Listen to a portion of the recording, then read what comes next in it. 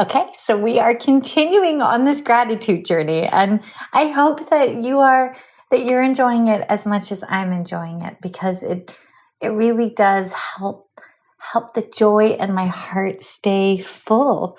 So today's gratitude is a thank you to Tanya Odom. And she gave this review ages ago, but I am hoping it still holds true. She calls it Easy Listening. This is my favorite pediatric therapy podcast to listen to. Michelle is a joy to listen to and is so knowledgeable about the pediatric world. This podcast is a must-have for a relaxing walk while also getting in some little bites of knowledge. I see what you did there. First bite, bites of knowledge. Well done, friend. So, Tanya, thank you so much for your kind words and your lovey, glowing review. Our guest today is it's like a big old squirrel from our normal topics. Today we have none other than Dr. Susanne Cook from Germany, and she is the chair of the International Cluttering Association. And we met back at ASHA, and I'll tell you more about that in a few seconds, but I hadn't heard of cluttering. But yet there's children around the world and adults around the world that are clutterers. And while I may not personally evaluate and treat it, we still need to know that this exists in the universe and know how to get people there.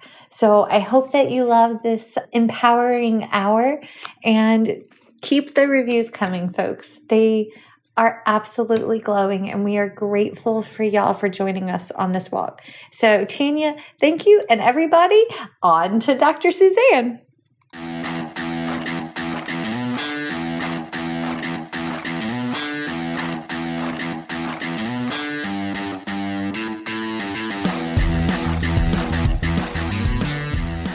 Hi folks, and welcome to First Bite, Fed, Fun, and Functional, a speech therapy podcast sponsored by SpeechTherapyPD.com.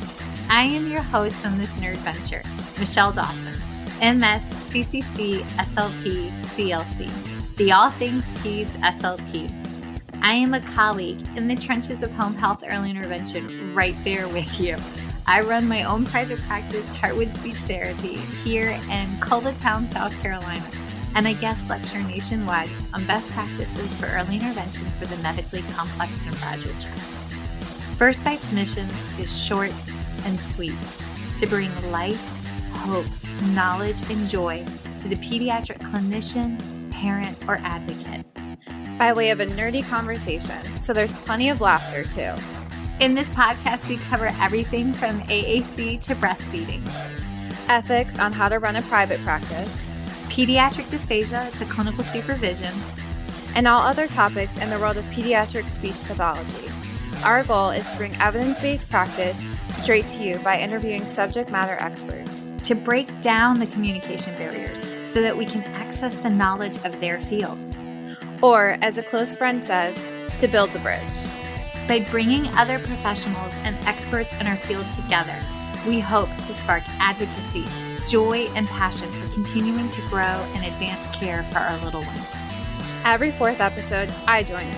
I'm Erin Forward, MSP, CCC, SLP, the Yankee by way of Rochester, New York transplant, who actually inspired this journey. I bring a different perspective, that of a newish clinician with experience in early intervention, pediatric acute care, and nonprofit pediatric outpatient settings. So sit back, relax, and watch out for all our squirrels, and enjoy this geeky gig brought to you by SpeechTherapyPD.com.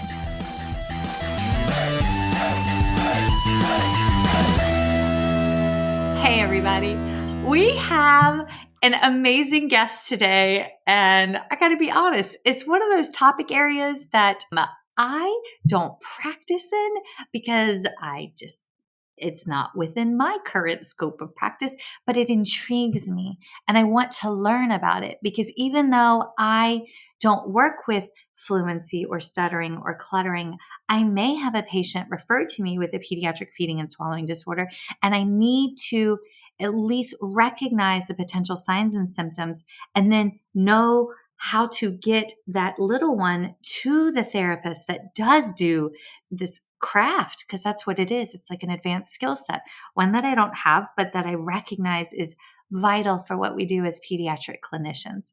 So today I have none other than Dr. Susie Cook, who's actually from Germany and a speech pathologist. And she's also the chair of the International Cluttering Association. And we met at ASHA, which basically was a lifetime ago, as ASHA is now only a few months away from us. And I kind of pounced on her when we were there. She came by the booth and I had my little zapper to zap a name tag and I had my rolling dice and she had her badge and she was talking about what she did. And I was like, oh, you don't know me, but I need to shine your light. And so I zapped her, not really zapped her, but I zapped her badge. She rolled the dice and then we talked about a podcast. So yay! So that's her backstory. So Dr. Susie, I know you have a full name, but I don't want to mispronounce it. So can you please introduce yourself? I'm Susanne Cook, and thank you so much for having me here. This is awesome. Yes, well, thank you. Thank you for letting me zap you at ASHA and not scare you away with my enthusiasm. Yes. So hi. Now, are you practicing in Germany or do you live in the States now? I do live in the United States, and I've been here about a little over 10 years now. Nice.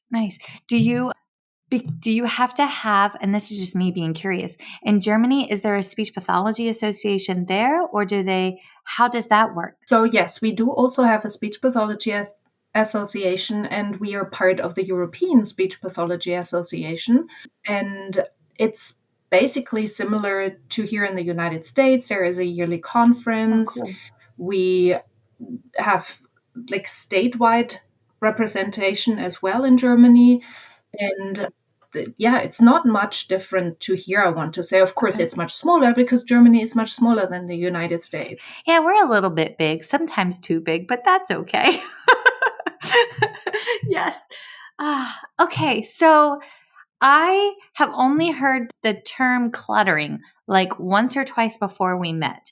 And that was when there was a colleague and we were talking and she goes, yeah, I'm a clutterer. And I was like, I got to honestly, I thought she was talking about in her home, she cluttered in her home. And I was like, I'm sorry.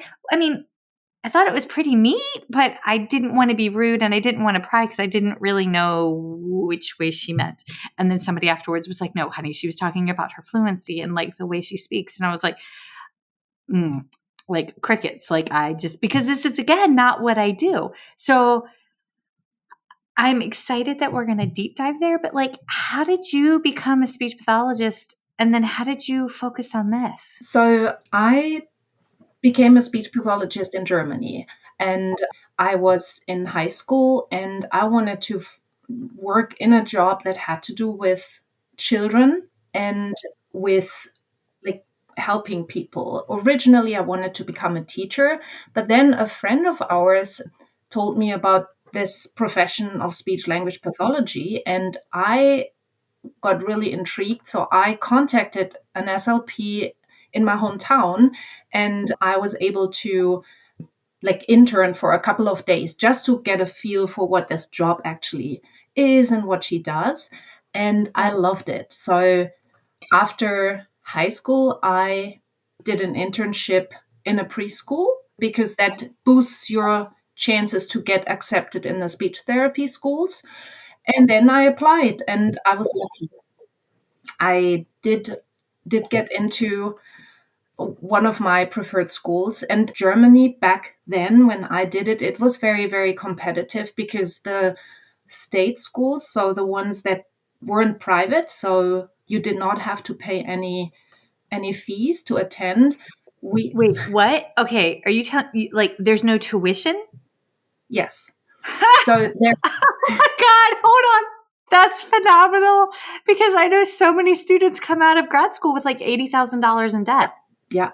So no, you can go to a private school, and of course then you have to pay, but that wasn't in the books for me. My parents said, look, we won't have that money to pay for the tuition. Yeah. So there are several state-funded schools, but they're obviously very competitive. So in the year that I applied, there were 15 spaces for new students, and we had over 1,000 applicants. Oh my God. And And you go through rounds of applications.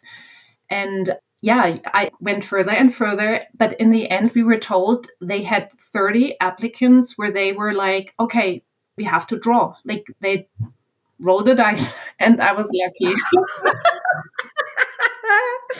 Oh my God, that's amazing. Okay. Yeah. Well, I'm glad you got rolled, literally.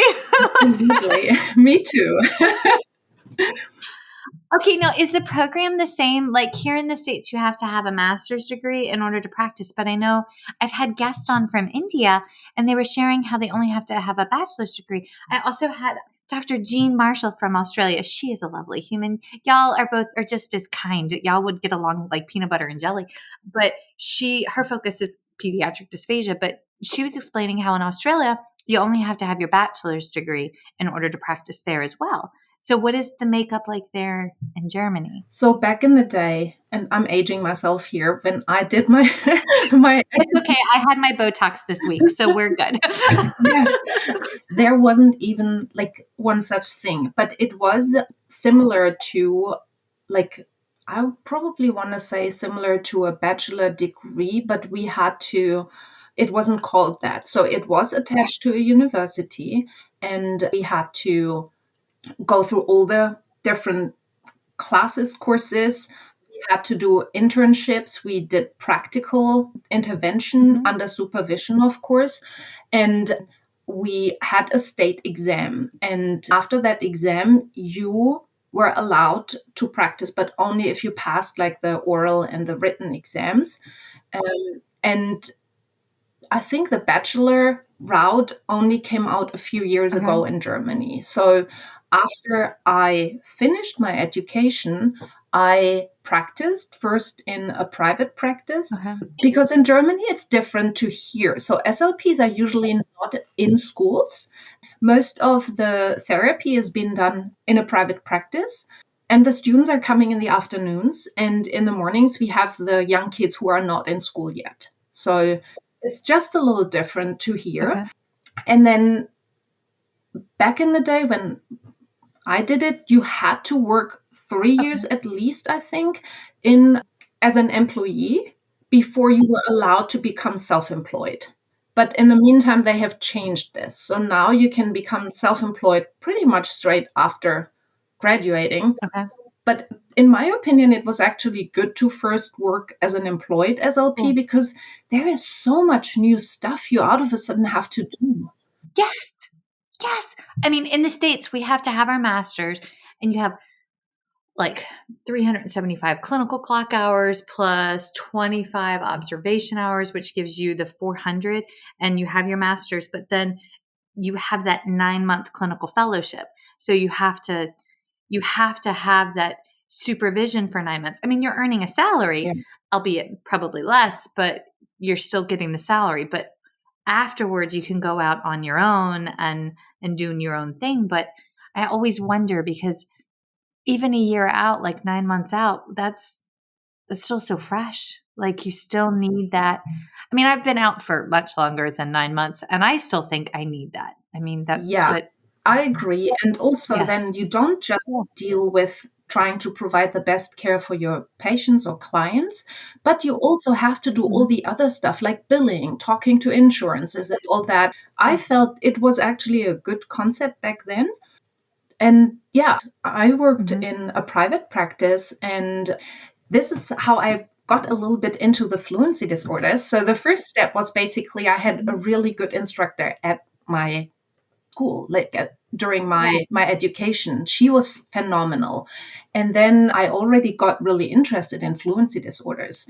And then when I started in that private practice, my boss at the time and another colleague and myself, we did a lot of stuttering therapy. So they had like an intensive therapy program for adults, which was over several weekends. And then we had groups for children. So we did not see them always one-on-one, but in groups. And yeah, that was just really powerful and great. But then both my colleague and my boss got pregnant, and I was left. We do that sometimes, don't we? Yeah. And I loved it. I mean, I had still, they were there, and I could discuss cases, and we still supported each other, but I had a lot of practice. And Mhm. we were mostly following the stuttering modification concept. It is The what? The modification stuttering concept. So it's like a modification. therapy approach according to Van Riper, Okay. but also that was adapted by Dell for younger children. So we had that. This might be a very naive question, but is that approach across different languages? Because I'm just thinking different languages have different, like the manner with which the sounds are produced and the place of the sounds with along like the vocal tract it's different. So is it this, does that transcend? It's not just an English thing. You see what I'm Mhm. saying? Yes, I do understand. So, for example, Van Riper has in the identification phase, there is one part where you look at where do we build which sound. And of course, that is slightly different when you go through a chart with a German speaker rather Okay. than an American speaker. And again, yet different to a British English speaker, because Yes. some of the sounds are getting produced differently. But Mhm. in the end, what we want to achieve with that during the identification phase, it doesn't really matter what the terms are. It's more that the person is aware, what am I doing with my tongue, or what am I doing with my lips, and is there a voiced sound or a voiceless sound, and things like that. So you can adapt it. And the Van Riper program originally is obviously from America. And then we had, of course, a translated book and everything. And so the program itself, you can adapt to the different languages. That I didn't know that. So that's very cool. But I mean, I don't treat this. So I'm sure somebody out there is like Michelle, obviously. But like, I mean, I'm learning. So like, that's very interesting to me. Yeah. Okay.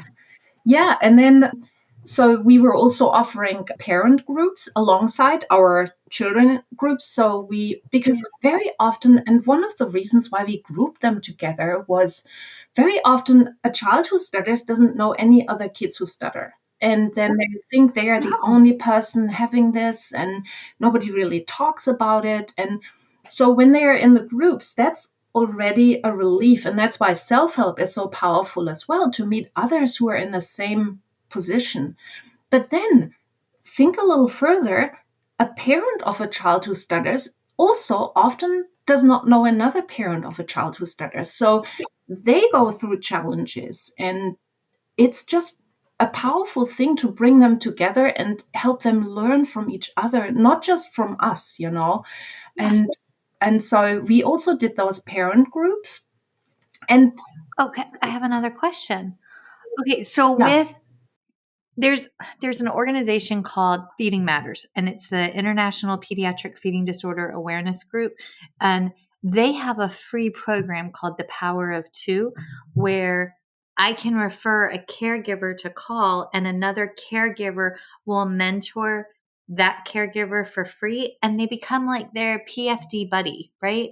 Is there anything like that out there for fluency or for like stuttering or cluttering? so I feel yes, the NSA, the National Stuttering Association, is doing a lot with their annual conference. They have parent support groups, they have different ways for support groups. And as far as I know, they also do a mentoring program for teenagers who stutter, who can be mentored by other people who stutter. So there are some of those things out there.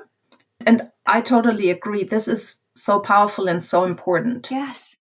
Oh, your heart when you were talking about like it just like you sparkled. Folks, I wish you could see this. One day we will turn this into video as well, but not today because I have no makeup on and I'm sitting in my exercise clothes.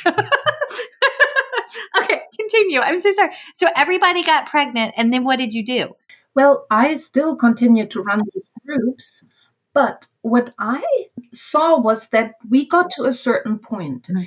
I mentioned earlier that in Germany we are not automatically in schools, but for some of the kids, I actually got permission to go in school and give like an hour of stuttering lecture to the peers when a student may have experienced like teasing or bullying or just people who would not understand that some people speak differently. And we did that.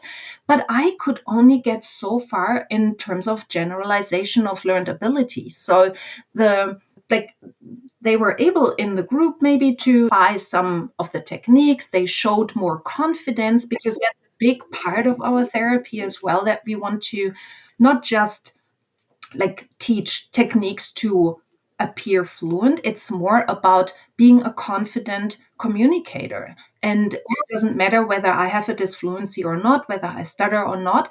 Just I feel it's so important to say what I want to say, Yeah. and to use the words I want to use, and to speak in the situations I want to speak.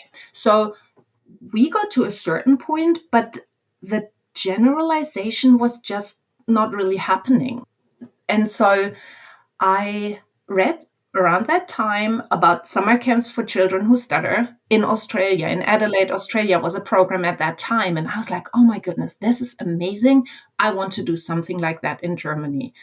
And then I dug into that topic. I found out in Austria, so only a few hours away from where I lived, there was a summer camp by the Austrian Self-Help Organization. And I contacted them, and they said, yeah, we are also looking for a therapist, so maybe you can become a therapist. So, like, for us. And I was like, yeah, that would be cool. And I must have somehow mentioned that I'm planning to do something similar in Germany, because the next thing I knew, they wrote on their website, oh, yeah, this is one of our therapists, and next year she'll have her own summer camp in Germany. I was like, oh my gosh. I'm going to do it, that's amazing. And so I did organize the first summer camp in Germany. I called it Summer Camp Hessen, because that was the state I was having the camp and I was living at the time. And it was for children between 9 and 18. Uh-huh. And I did do it for 10 years. So I had my camp from 2001 to 2011. So what did that look like? Was that, folks, I love how we were talking about how great the video feed is and now it's frozen, but que sera. So when you did the summer camps, were they there for the entire summer? Were they there for like 4-week increments? Did they sleep there at night? Like, what are we looking at for like intensity and therapy and building confidence? So it was for 3 weeks. It was a residential summer camp for 3 weeks. And I had between 10 and 30 participants each year. And I got together a team of therapists and camp counselors. And later, like after a few years, I actually had former participants becoming camp counselors. And Oh, yes. yeah, it was great. And we had refresher weekends and refresher weeks, so that we could, help when they reached like a point where they needed a little refresher, or when they just wanted to come back and be with their friends. And it was great. We did like the therapy concept was still a modification therapy, but I added fluency shaping. And the reason why I did both was I wanted the children to have the ability to choose what works best in certain situations.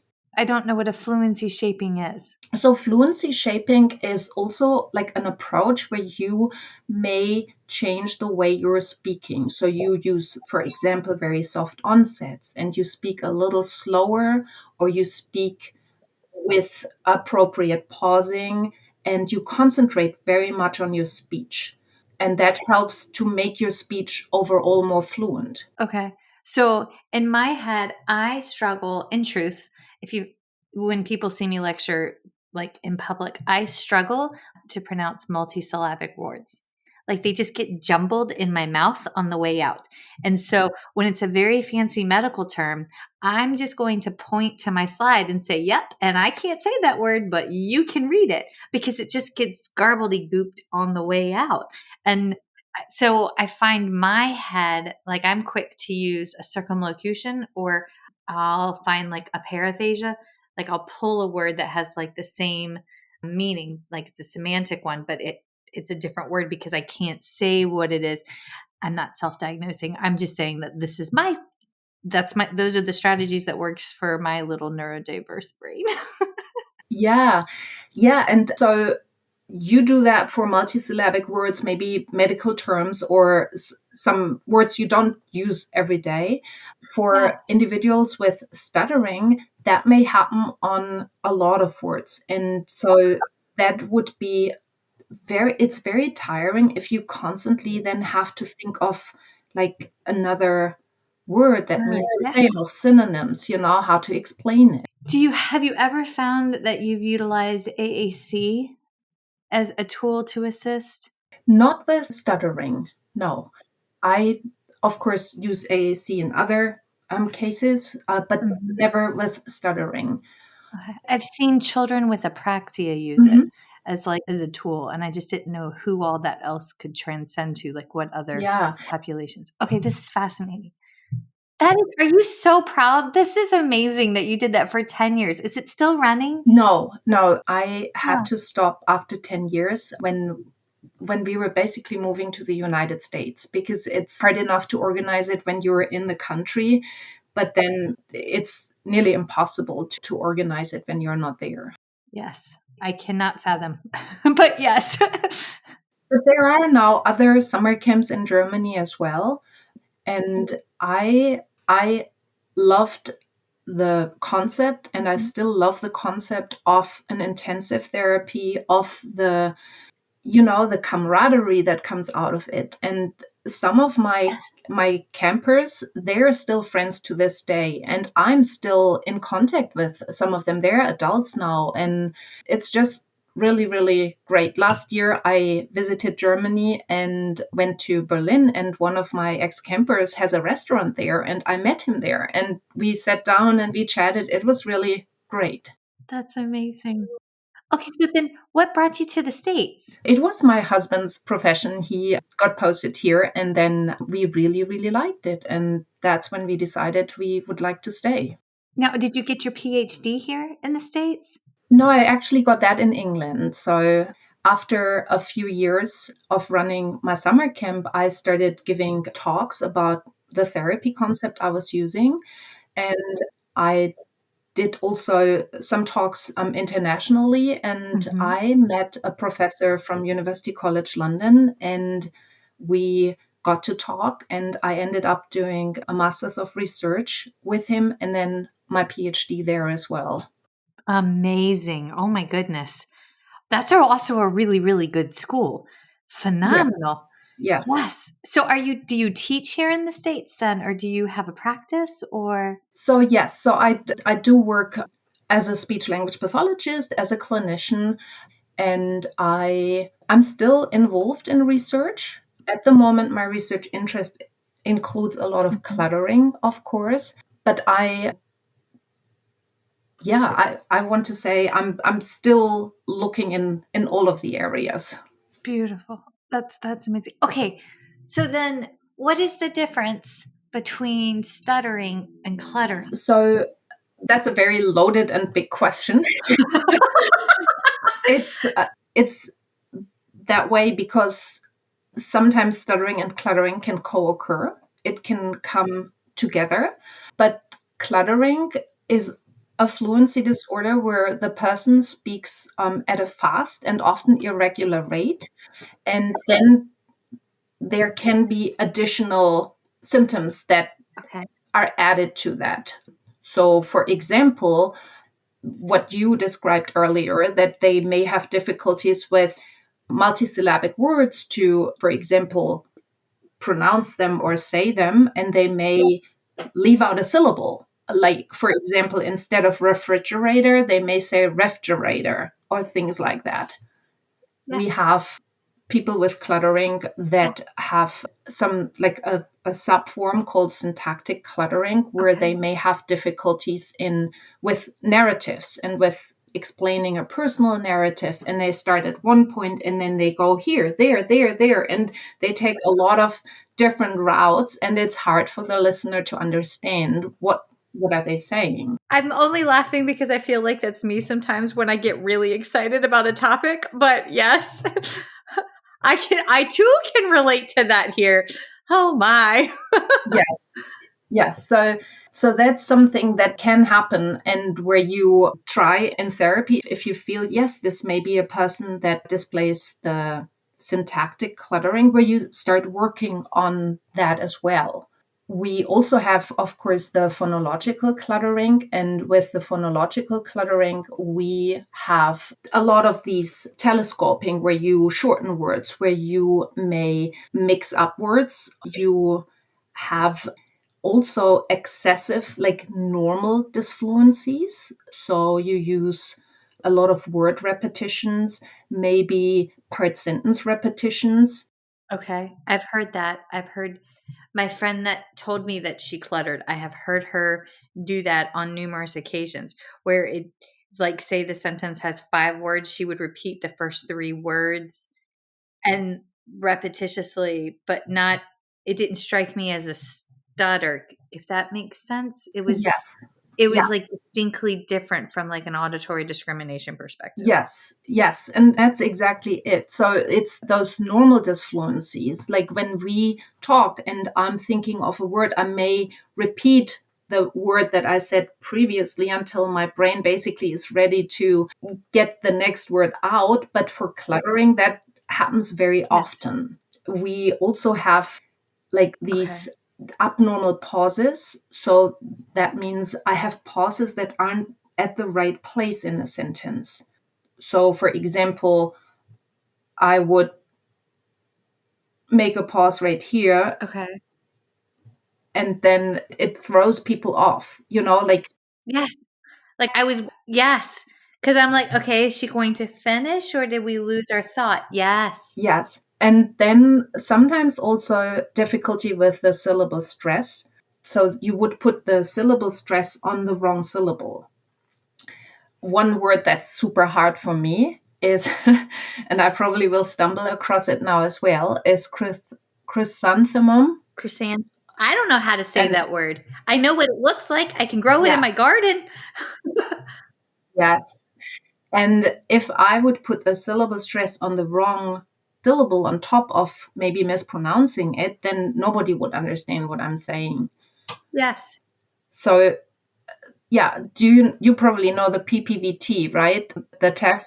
Peabody Picture Vocabulary Test. So, Yes, I remembered. so when you get to the later words for the for the older participants, they actually phonologically transcribe how to say the word and also where to put your syllable stress on. And I don't think I could. I know I could not do that. I was gifted a cup in the phonemic alphabet and I didn't know what the cup said. And they were like, Michelle, that's your name. And I was like, oh, well, again, I teach people to eat and drink and not, thank you very much. It's a beautiful cup. yes. Yeah. And then, so these are kind of like some of the signs you can hear when you deal with cluttering. And what I forgot earlier when I was talking about the syntactic cluttering, but it also is probably applicable to the phonological, is that there are sometimes pragmatic difficulties, so that the speaker is not able to adjust their articulatory rate to the demands of the moment, to the pragmatic demands, to the semantic syntactic demands. It's just impossible, and that's why it's sometimes very difficult to understand That's so much. what they are saying. This is a very personal question.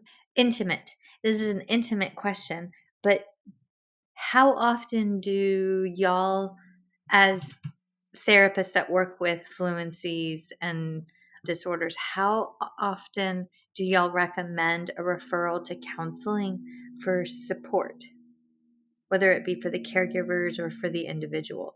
So I feel it's hard to put a number on it, but for example, in my summer camp, I did refer to counseling and support, I think, a couple of times. And one time was when the participant was expressing very depressive thoughts, and also they went slightly in the Yes. direction of suicidal thoughts, and we immediately called the parents, had contact with the doctor, and referred to counseling, Mhm. because this is something I'm not trained in Yes. dealing with.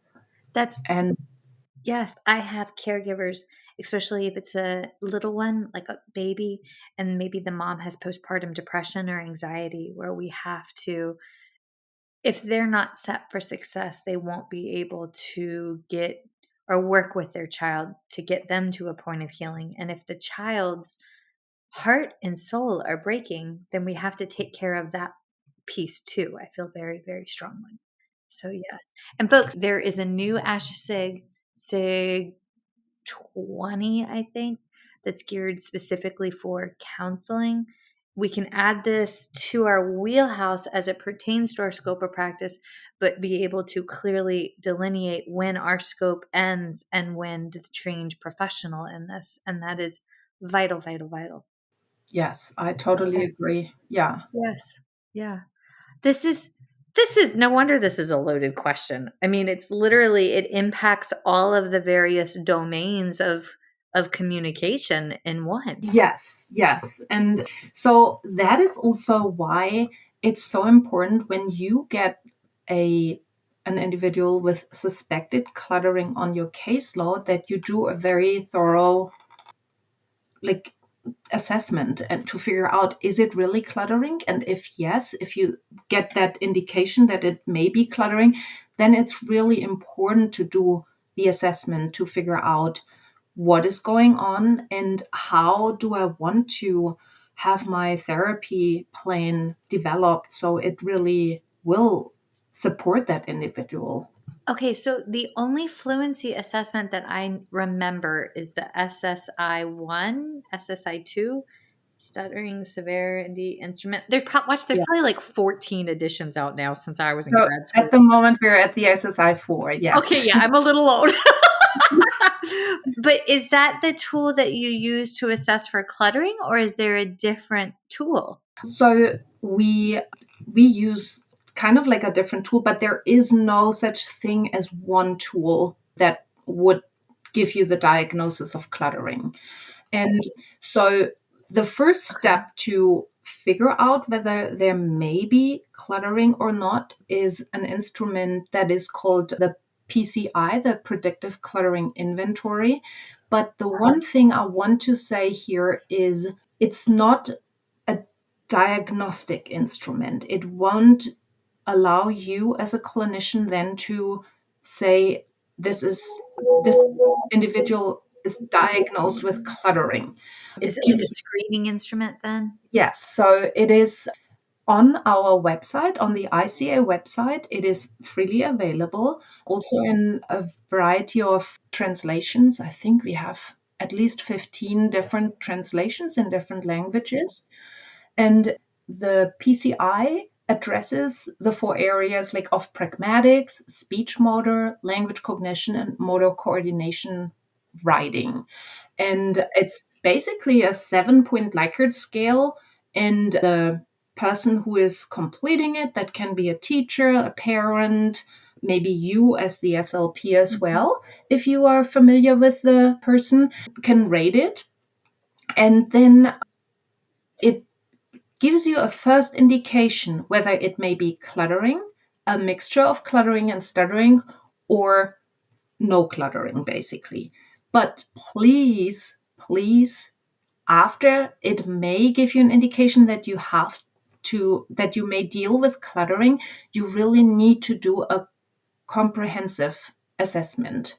Like, we want to, of course, first do the case history to include like what was going on, the concerns of maybe parents, or if it's an older client, their own concerns, the history, medical history, and so on and so forth, maybe previous treatments, basically what we all do when we do a comprehensive case history.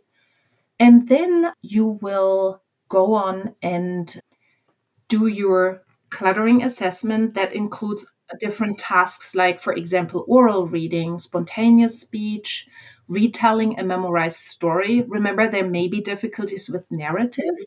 We also want to do tests of oral motor coordination and also questionnaires to inquire a little bit about this possible psychosocial impact of the cluttering on the person's life. Wait, When you're talking oral motor, are you talking like the puttaka kind of thing? For example, there is also the screening phonological accuracy test that was developed by Yvonne van Zalen, and that is where the people, the clients have to say like word groups. They are a little difficult to say sometimes. It's two or three words together. Okay. I'm just looking. Oh, yeah. One may be previously unpublished encounters. And then, Previously unpublished encounters. That's hard. That would check my articulatory rate. yeah. And then you look at this word for a few seconds, and then you have to say it, I think, 3 times or 5 times in a row, as fast as you can, but as accurate as you can. And with that, you can also then calculate the phonological accuracy and get basically like not just the mean articulatory rate for those, but also for like how accurate can they say those multisyllabic words. This is math. Wow. This is cool. But like it's math. Yeah. But like, yes, I have a working theory that speech pathology brains are attracted to engineer sciencey like number brains because they just balance it's a good working theory, right?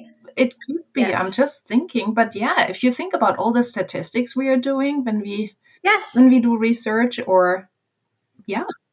Yeah. Yeah. I mean, like, I married an engineer. Most of my friends have married or have a partner that has a job in that line of work. And one of them was like, well, my husband isn't an engineer. He's an accountant. Oh, I see what you did there, Michelle. Those are numbers. I was like, yes. See? Okay. Continue. I'm so sorry. Yes. Math. No, but basically you do all these different tasks, but if you are recording them, you have to also be aware that a person with cluttering often can control their rate of speech for a certain amount of time. And it may change by the nature of the speaking task, but also cluttering behaviors are more likely to come up when the speaking task is more informal, is less structured, or maybe more emotional and also linguistically more complex, for example. And so you want to get like different angles to really tease out what is really going on. Yes. Okay, so all of this goes through, you have to type up a report. Do you ever have to engage, aside from counselors, are there other interprofessional practice partners like neurology or physical or occupational therapy that you often end up collaborating with in patient care? So I do sometimes, I would say, collaborate with the OT, for example. Sometimes cluttering also has as one feature difficulties with writing, with handwriting. And so this is often done by the OT. For example, if you work in the school system, you may collaborate with the OT then. And with the handwriting, I feel nowadays it's declining because a lot of our students are now using a laptop and they type. Yes. And you don't often see that handwriting piece as clearly as you may have seen it like a couple of decades ago. Yes.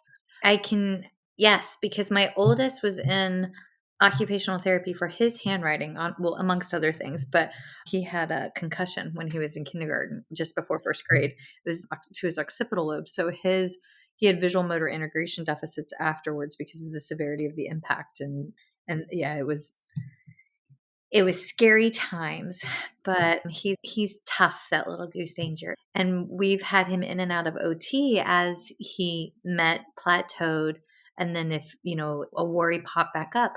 But now he's like a pro at typing out on a computer because he's in fourth grade and they do so many activities there, and his handwriting has plateaued.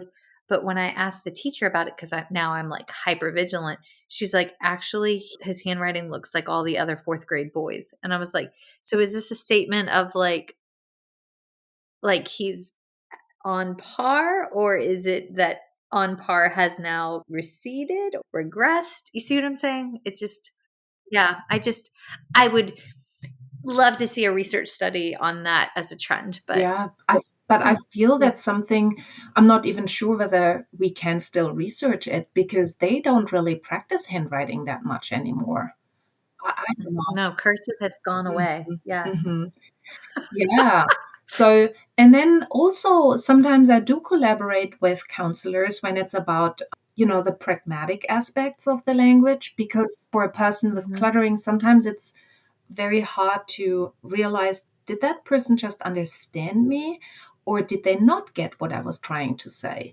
And that's also one thing I do a lot in therapy, but we may encounter other areas within pragmatics that we want to work on. And we can do that, of course, as speech language pathologists, but maybe if the school is running like a social skills group Yeah. with the counselor, with the school That would be counselor, that. that may also Yes. be then a point of collaboration, I want to say. It got me thinking about there's a lot of parallels between this and PFD in truth, because what we find is that not that many caregivers are around other caregivers that have PFD, that they may not know another child that has PFD as a peer or a classmate. And when we have food camps and they get to see another child trying a food that they may be hesitant on, but it's the other child's go-to food, it helps build confidence to try something new. So it's just very okay. So then I want to go into treatment, but I feel like before we go to treatment, you were talking about how your association's website, the International Cluttering Association, is where this free assessment is housed. So what's the history of the International Cluttering Association? Like how did that come to be? Because I like in my heart of hearts, I'm like, I bet somebody somewhere saw a need, created this organization, and then that's how we have a repository of resources. But like what happened? Yeah. So in 2007, there was a conference in Bulgaria dedicated solely to cluttering. And that was the first world conference on cluttering. And at that conference, the one thing that was new to me was that it was people who clutter, clinicians and researchers, we all got together and shared our experiences, our knowledge about cluttering. And it was really a great experience to be together and to have all these stakeholders together and learn together. And historically, I want to say cluttering was always a little bit the stepchild of fluency disorders. For example, during my education, like we had a whole semester dedicated to fluency disorders, but mostly stuttering. And I was just trying to think back. I think we had 2 lectures on cluttering, and that was it. Like it was 1 week cluttering, and the rest was all stuttering. And so, one thing I also learned was that the person with cluttering is not aware about their speech Yeah. difficulties. And that was one thing I learned during that conference. That's not true. So I met a person with cluttering from Scotland or North England, and he said he always knew something was wrong with his speech, but nobody could tell him what it was. And so then during that conference, the ICA was founded. And our primary mission is basically to increase awareness and understanding of cluttering, and also to improve like the treatment and the quality of life for people who clutter. And since that founding moment, the ICA has consistently grown. Like we had another in-person world conference in, I think it was 2012 in the Netherlands. And then we also collaborated with the International Fluency Association and the International Stuttering Association on 2 joint world conferences on stuttering and cluttering, one of which was 2018 in Hiroshima, and one was just last year in Montreal in Canada. And we do have our website with a lot of information and resources. And your Facebook page is And beautiful, by the way. And your Instagram page is oh, thank beautiful. you. Yes. I will pass it on to our social media officer. She is fantastic. Yes. She's doing such a wonderful job. Yes.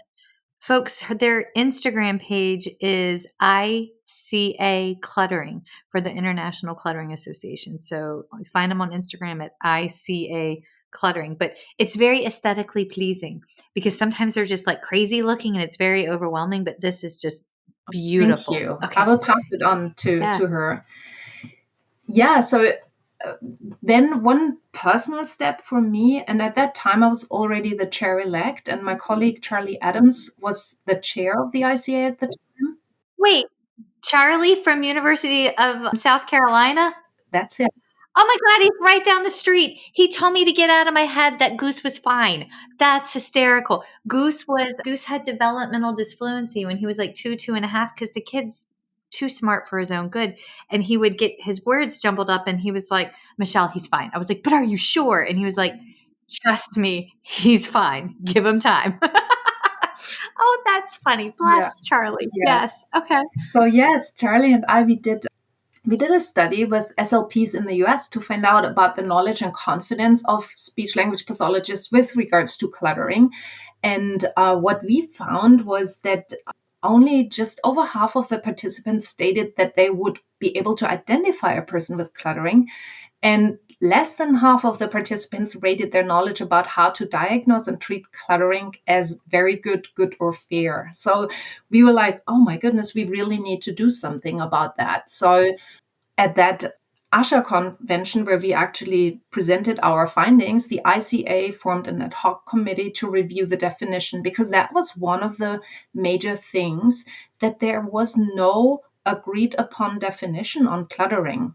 And so we had this ad hoc committee to come up with a definition for cluttering. And our goal was, we wanted a clear and concise definition so that also people who are not SLPs or researchers in that area can better understand and recognize it. It should be functional so that the SLPs can use it to assist them, like how to diagnose cluttering, for example. And also we wanted to provide like a framework for researchers to empirically validate their studies in the area of cluttering, because that's really hard if you don't really have a definition to go upon. And we came up with the three-pronged approach towards a conceptualization of cluttering. And this is like a document we came up with. We said words alone aren't sufficient to describe cluttering. We do have like the verbal description of the different symptoms, but we also really need those video and audio clips of cluttering. And we need the input, the testimony from people with cluttering and their family members. So that's why it's a three-pronged approach. And this paper can also be downloaded from our website for free. And it has really a lot of great information about cluttering. So is cluttering now is this a diagnosis now within like the framework of like ICD-10 codes or ICD-11, or is that a goal to get it within the international classification for like billing purposes, or where do we sit there? So I would have to look up whether it's in the ICD-10 or 11. I know it's in the DSM-5. It is in there. Okay. And when I was doing my master's of research, I wrote a paper on cluttering, and I looked it up back then, but that's a while ago. So I don't have the latest information with regards to the ICD, but I seem to recall it was also in there. Yeah. Because that's one thing, like we got the diagnosis for pediatric feeding disorder. We had the term for it, but they had to advocate for years. I mean, years to get it in within the ICD-10 codes. And that didn't happen until October 2021, because we've only had it for like a year. Because that's something that's a beast in and of itself. So now there's a concise definition, but that's only what you were saying, like 3 years in. We've only had the cluttering definition for like the last couple of years then.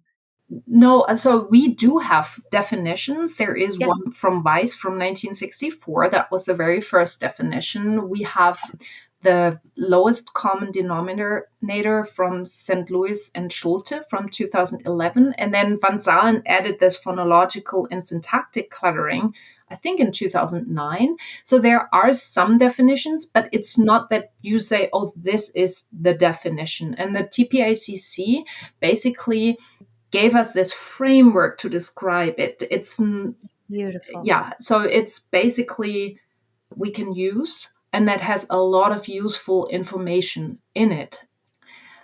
But we did have some definitions before, but it was kind of like some people were using the 1964 definition, some people were using the 2011 definition. So it kind of like wasn't really a concise one definition. This is it, you know. Yeah, that's amazing. Well done, y'all. Yay. That's a ton of work. Yeah. Okay. So thank you, International Cluttering Association. Well done, team. So now that there's more of like everybody's speaking the same language about cluttering, how is it, do you treat cluttering the same as you treat stuttering, or is there a different framework for treatment methodologies? I feel it's different because when I'm treating cluttering, really doing more the being aware of how I'm speaking, being aware, for example, of my pauses, of my rate of speech. When I treat cluttering, one thing I do initially is I work a lot on identification. So I identify, for example, how fast am I speaking? And first I identify it in others and then in myself. And we use a lot of recordings. We calculate it initially. Later, I only use a little scale from 1 to 5. And our goal is kind of like in the middle between 3 and 4. But of course, to get to that point, we first have to really calculate it. And we know that teenagers speak with up to 5.5 syllables per second, and younger children are a little bit slower. And the older you get, like after 22, you slow down as well. So the teenage population up to age around 22 is the fastest speaking age group that is there. I bet they text even faster. Just a thought. Yeah, absolutely. I can't do that. No. Keep up. No. I think I would sprain a thumb, but like, yeah, okay, sorry. And then, so we do the identification as well of the reactions of the listeners. Did the listener just understand me, or do they look confused, or does their answer match my topic, or do they talk about something completely else, you know? And also we identify the overall intelligibility, like not just did the person understand me, or did I understand the person, or this was maybe too fast, or this was too confusing, things like that. And then when they're aware of their speech rate and of their own speaking, basically we train them to make appropriate pauses and focus on prosody.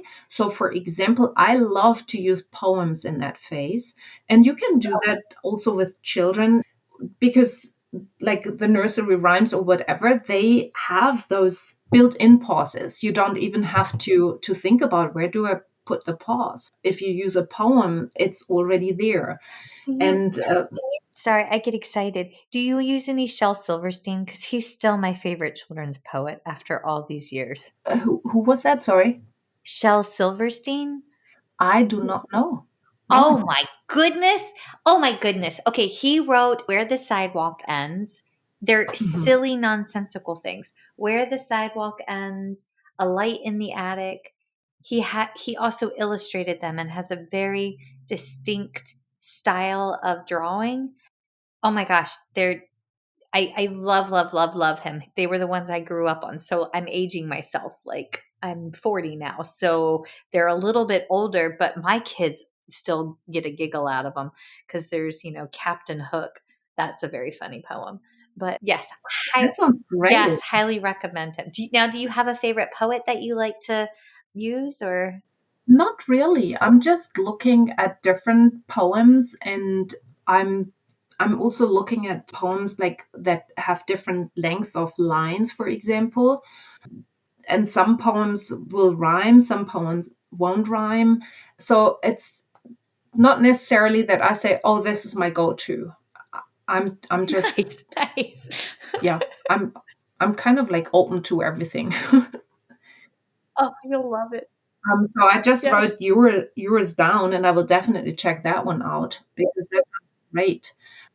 Yeah, and then in poems, you can also work beautifully on focusing on prosody, which helps. And then when you work on those narrative skills, so that could be, for example, telling a personal narrative without adding the unimportant details, which makes it sometimes really hard. Also, we sometimes have this fixation of interest, and then this person may tell you every little thing they know about their thing that they feel is the most interesting thing in the world. And then we will also train, okay, what's important for someone who doesn't know that? And then how can we get whether the person is still interested in hearing more? And when maybe want to move away and say something else. And that is basically then also a phase in the therapy that we want to focus on the listener. There we have also these pragmatic aspects that we can add to the therapy plan here. This is beautiful. This is beautiful. See, I may not treat it, but I find it fascinating that this exists and that and if I don't know about it, I'm willing to bet there's far more of us out here that don't know about it that could benefit from learning about it. Now, is there on the ICA website, is there a way to get in touch with a therapist that's familiar with this? Yes, so we have a list of international representatives, and you can, like, when you're in a different country, you can contact this person, you can communicate with that person about resources available in your country, but also all our international representatives, they also get together with each other and support each other, and so that's pretty cool. And so you can get in touch. You can just email us at icacluttering@gmail.com, and then one of us will get in touch with you if you have a specific question. And if you're interested in the topic, you may want to consider coming to our next World Conference, because we are just currently planning our third in-person World Conference about cluttering. And it'll be this year in September 16 and 17 in Poland, in Katowice.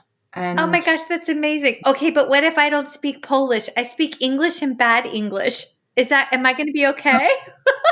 you will be okay because the conference language is English. And we have already some very exciting keynote speakers that just had confirmed. Like, we have Kathy Scaler, Scott, and Scott Yaris talking about the psychosocial impact of cluttering on a person's life. And we will have Rutger Wilhelm, who is our chair elect, and also a person who clutters, who will talk about the perspective of a person with cluttering. And yeah, it'll be a fantastic conference. So more information about that is also on our website and is forthcoming. Like, the call for paper will open soon, and yeah, it's exciting. That is phenomenal. Oh my goodness. Okay, so September 16th and 17th Yeah, I'm in just double Poland. checking the date that I gave you the correct date. That would be me. Yes, 16 and 17 in Poland at the Okay. University of Silesia. And yeah, it'll be great. Awesome. Oh my goodness. Okay. One, this was phenomenal. Thank you with my whole heart for coming on and talking about something that I know nothing about and now I'm very excited about. And two, for sharing your story, because your personal story is so intertwined with this. So thank you for sharing that journey with us, because I know that's a lot on a heart. So thank you. And if somebody's listening and they're like, oh my gosh, this is my jam, this is my thing, I want to support it, is there a way is there a way that people could donate or support ICA? So support, definitely. So we always love when people may be interested in joining our team. With donations, Honestly, I'm not 100% sure right now, because we, like everyone who is interested in cluttering, can become a member of the ICA free of cost, and we do not collect membership dues at the moment. And that's why I'm kind of like at the moment a little unsure about donating to us, although I could probably figure that out or find out about that. We'll leave it as a to be determined. So if you have a little love money, hang on to it, hold it tight, maybe save up for a ticket to Poland. And in the event you ever have like a scholarship or something established, maybe send it that way. And then people can reach you. How can people reach you? So they can reach us either via Instagram or Facebook, but also you can email us, icacluttering@gmail.com, and our website is icacluttering.com. Lots of information. There are also the links to our social media sites and also to our email. So please reach out if you have any questions or if you want to support us. We will be happy to have you. Excellent. Thank you. Thank you. Folks, thank you. Susan, thank you for Suzanne. Thank you so much for coming on. And folks, if we love it when you hit us up at firstbitepodcast.com. If there is a topic or a speaker or a question that you have, please message us there through Instagram or on the Facebook page. Myself or Aaron or somebody's going to answer it and get back to you. And we love it when you leave a kind review on Apple Podcast and hit us up with our 5 stars. So thank you for joining us. And don't forget, in about a week or two, we kick off the Pediatric Feeding Disorder Awareness Month for all of May. So stay tuned for PFD themed courses. Feeding Matters guides system-wide changes by uniting caregivers, professionals, and community partners under the Pediatric Feeding Disorder Alliance. So what is this alliance? The Alliance is an open access collaborative community focused on achieving strategic goals within 3 focus areas: education, advocacy, and research. So who is the Alliance? It's you. The Alliance is open to any person passionate about improving care for children with a pediatric feeding disorder. To date, 187 professionals, caregivers, and partners have joined the Alliance. You can join today by visiting the Feeding Matters website at www.feedingmatters.org. Click on PFD Alliance tab and sign up today. Change is possible when we work together. That's a wrap, folks. Once again, thank you for listening to First Bite, fed, fun, and functional. I am your humble but yet sassy host, Michelle Dawson, the All Things Peds SLP. This podcast is part of a course offered for continuing education through speechtherapypd.com. Please check out the website if you'd like to learn more about CEU opportunities for this episode, as well as the ones that are archived. And as always, remember, feed your mind, feed your soul, be kind, and feed those babies.